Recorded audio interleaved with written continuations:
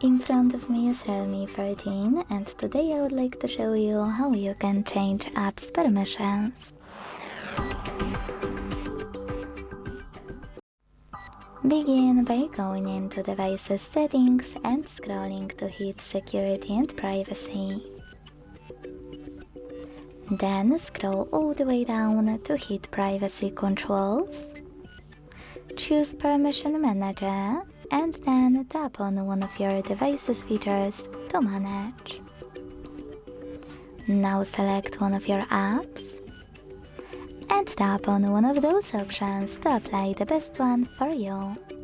Allow only while using the app, ask every time, or don't allow.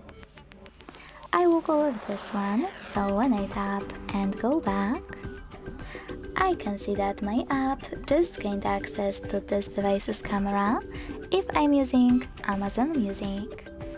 But you can always select any feature, tap on an app you wish to manage and scroll all the way down to select See All Permissions. Then manage all of those only for chosen app the same way.